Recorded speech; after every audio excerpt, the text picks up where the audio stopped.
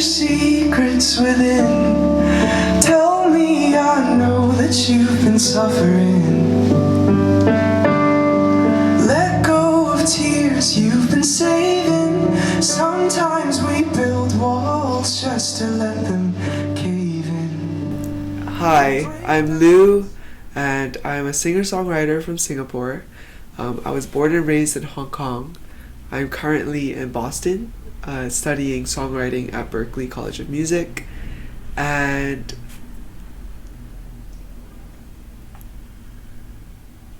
I write songs.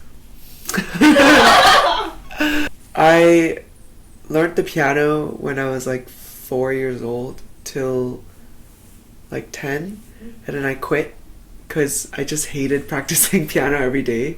So I went and learned the drums for 2 years, and then at 13 I picked up the guitar and took some lessons, and then I've been playing since.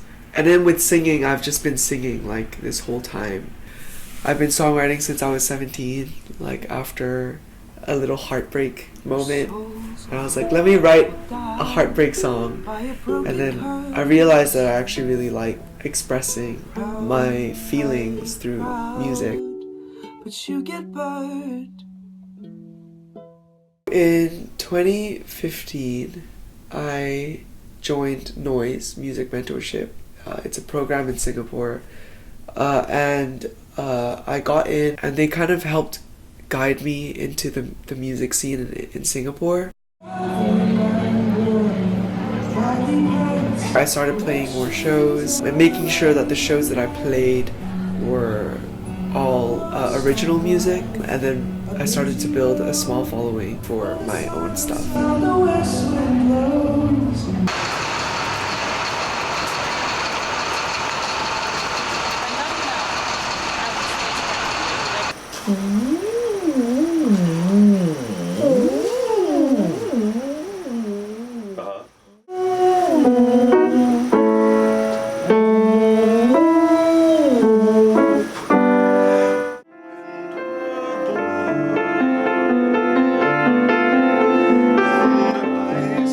I think one thing my dad said is like, if you are going to pursue music, put all of your eggs in this basket.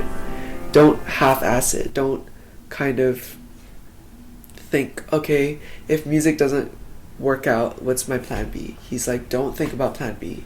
Because the moment you start thinking about plan B, that means you think your plan A is going to fail.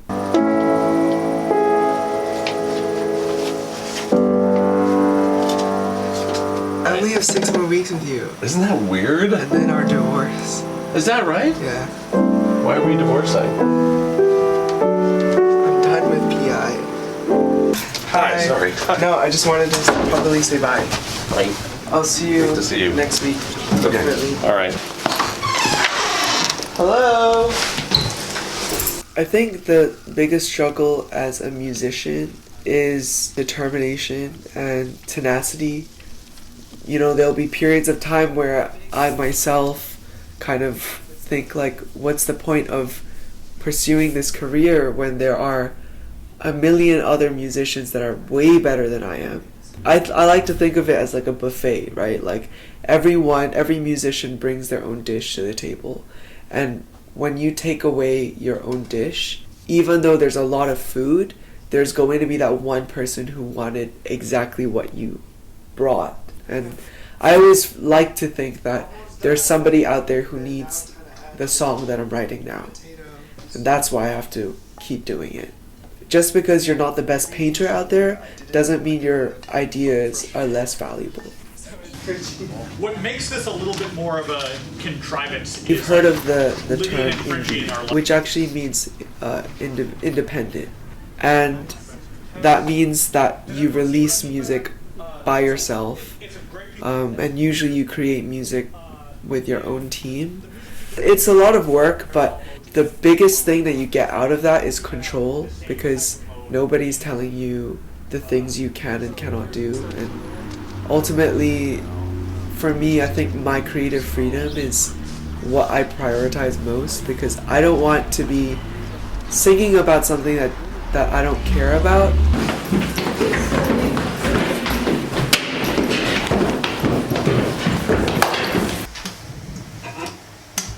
These days we write a lot of songs about the shit that's going on. But how do we make a change if we all play for fame? And the melodies are there, but if the message isn't clear, they listen, but do they hear? They listen, but do they care? Do they care? Oh, who cares? From a young age, like, I always had crushes on girls.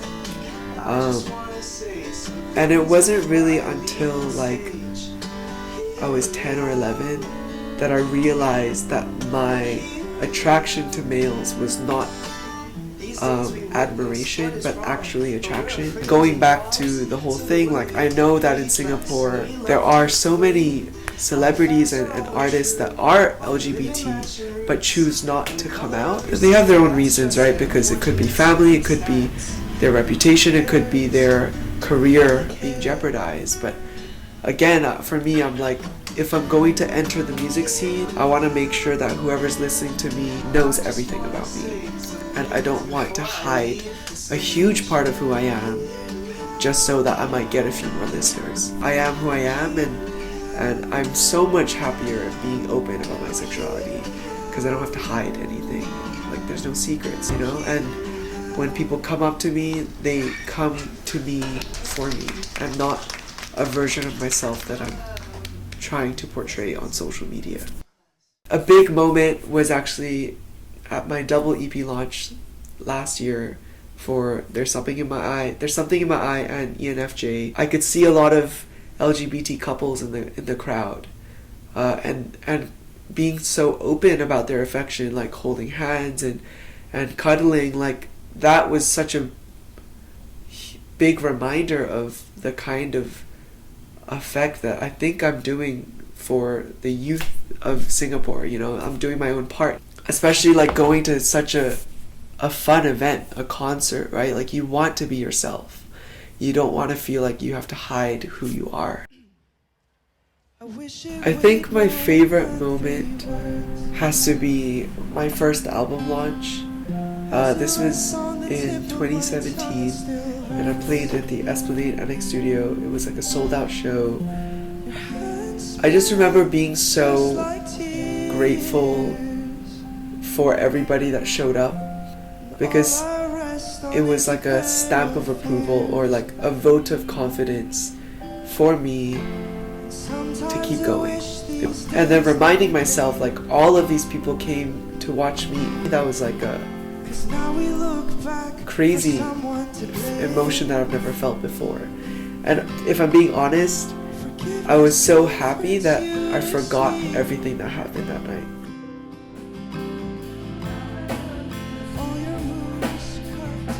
I have values as a musician and as a person that I want to carry out for the long run. And that is to write music with the intention to heal people, right? Like, to always make sure that in 10 years' time, 20 years' time, the songs that I'm writing at the end of the day can help somebody. Thank you so much, everyone.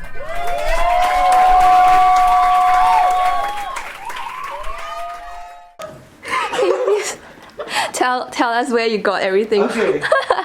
So the key to thrift shopping is you look for something that looks ugly on the rack, and then you take it out and you put it on, and then it looks good. And that's the key, because if you always go for the things that look nice, you'll end up with things that other people already have. So you look at the thing and you go, oh, this is really ugly. Then you put it on and it looks really nice. But look at this. This is a grandma Oh my shirt. god. But then, I can't believe you made that work. Yeah, this looks good. That's really daring. Oh, that's so nice. Yeah, I don't know. It's like a really fun process. Yeah. Thrifting.